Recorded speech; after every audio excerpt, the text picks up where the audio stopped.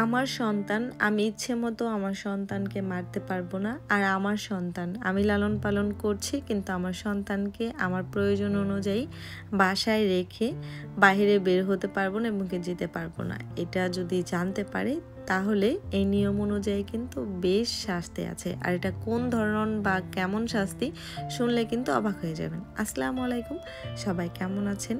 আশা করি অনেক অনেক ভালো আছেন। আমি সুমি আক্তার কানাডা থেকে বলছি। আর অবশ্যই কিন্তু আজকের কথাটা মন দিয়ে শুনবেন। যাদের কানাডা অনেক ভালো লাগে এই কথাগুলো শুনলে কিন্তু আরও বেশি ভালো লাগবে। আজকে আমার রান্না নেই। আমি সকালে অনেকটা আগে ঘুম থেকে উঠে সাফরিনকে স্কুলে দিয়ে রেখে এসেছি। সাফরিনকে আর আমার ছোট মেয়েকে নিয়ে বাসায় চলে এসেছি। বাসায় এসে দেখি যে রান্না করার যেতে হবে, তো দেখি যে আমার রান্নাটা আছে কিছু তরকারি, তো সেজন্য আর রান্নায় যাব না। তো ভাবলাম কি কাজ করা যায়, তো নিজের মতো করে বের করে নিচ্ছি যে কি কাজ করলে নিজের এগিয়ে যাবে। তো সেইগুলো কাজই করছি। এখন ড্রয়ারটা ওপেন করে দেখি যে আমার ছোট মেয়ের ড্রেসগুলো এলোমেলো হয়ে আছে, যে গোছানো শুরু করছি।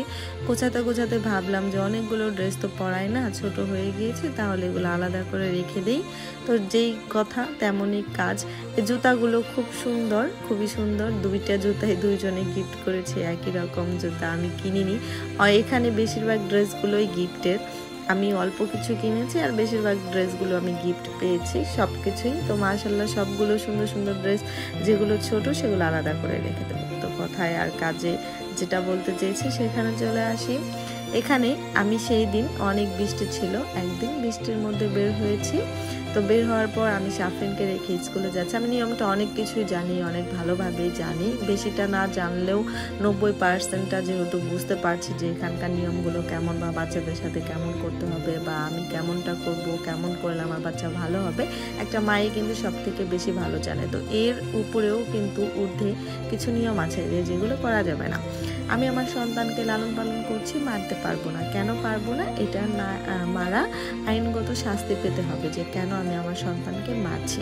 শাসন তো করতেই হবে, অল্প আর বেশি। আর সেই সূত্রেও আমি যেটার কথায় যাই, যে বৃষ্টি হচ্ছিল, তো আমি বৃষ্টির মধ্যে সাফরিনকে রেখে স্কুলে যাচ্ছিলাম। তো স্কুলে যাওয়ার সময় আমাদের বাসার রান্নার আপু বললো যে দেখো তুমি তোমার বাচ্চাকে কেন রেখে গিয়েছো, এমন এমন কিছু আইন আছে বা নিয়ম আছে, এটা অনেকটা খুব শাস্তিজনক, খুব ভয়ঙ্কর। তো সেটা শোনার পর, আর সেটা আপনারা শুনলে অবাক হবেন, সেটা হচ্ছে যে আপু বলল যে তার নাকি একটা চেনা পরিচিত ভাইয়া ছিল, আপু ছিল, সে তার বাচ্চাকে বাসায় রেখে কোথায় একটা গিয়েছিল। তো যাওয়ার পর সে বাচ্চার কথা বলে দিয়েছে যে গার্জেন নাকি বাসায় রেখে তার গার্জেনরা বাইরে গিয়েছে। তো সেটা শত্রুতাই হোক বা জেনে বুঝেই হোক, বলার পরে সে বাচ্চাটাকে পুলিশ এসে নিয়ে গিয়েছে, তাকে 10 বছরের পর দিয়েছে। 10 বছর সেই পুলিশরা রেখে দিয়েছে তাদের কাছে।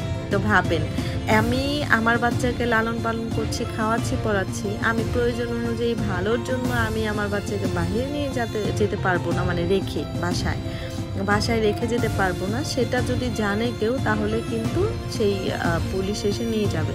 কত অদ্ভুত, তাই না? খুবই ভয়ঙ্কর এই নিয়মগুলো এতই ভয়ঙ্কর, খুবই ভয়ঙ্কর। কারণ আমি এত কষ্ট করে সারাদিন রান্না বান্না করে খাওয়াচ্ছি, পড়াচ্ছি, গোসল করাচ্ছি, যত্ন করছি, কিন্তু আমার প্রয়োজন অনুযায়ী আমার বাচ্চাকে আমি বাসায় রেখে যেতে পারবো না। তো এটা কেন করেছে জানেন? এটা যার বাচ্চাদের একটা সুরক্ষার জন্য করেছে, যাতে বাচ্চারা কোনো অ্যাক্সিডেন্টালি ভাবে কোনো বিপদে না পড়ে, যাতে গার্জেনদের সাথে সেটা থাকলে বাচ্চাদের এরকম বিপদ হবে না। আর এটা ভালোর জন্যই করে। কিন্তু নিয়মগুলো অদ্ভুত হলেও কিন্তু ভালো কাজের জন্যই কিন্তু নিয়মগুলো তৈরি করেছে। আর এত সুন্দর আছে দেশটি, এত বড় দেশ, পৃথিবীর মধ্যে দ্বিতীয় না তৃতীয় যে কানাডা, হ্যাঁ এমনই হবে। তো সেই ক্ষেত্রে এত বড় দেশটাকে এত সুন্দর করে চালাচ্ছে অবশ্যই এই নিয়মগুলো সুন্দর দেখে। তো ভিডিওটা পর্যন্ত আল্লাহ।